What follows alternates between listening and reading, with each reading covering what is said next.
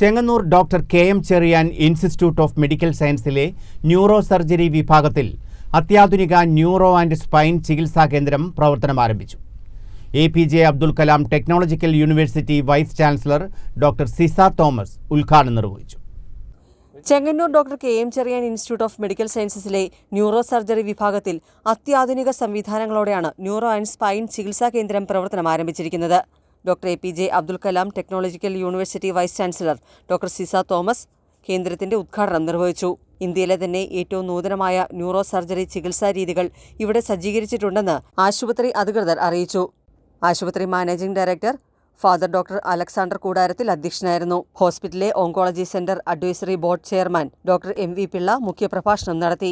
ഉന്നത വിദ്യാഭ്യാസ രംഗവുമായി ചേർന്ന് നടത്തേണ്ടുന്ന പദ്ധതികളെക്കുറിച്ച് അദ്ദേഹം വിശദീകരിച്ചു. ആശുപത്രി മെഡിക്കൽ സൂപ്രണ്ടും കാർഡിയോതെറാസിക് വാസ്കുലർ സർജനുമായ doctor Geevarghese K. Mathew, neuro സർജന്മാരായ doctor Vishnu P S., doctor Sreenath P R., neuro anaesthesia consultant doctor Melvin K. Ninan തുടങ്ങിയവർ സംസാരിച്ചു. AC news, Chengannur.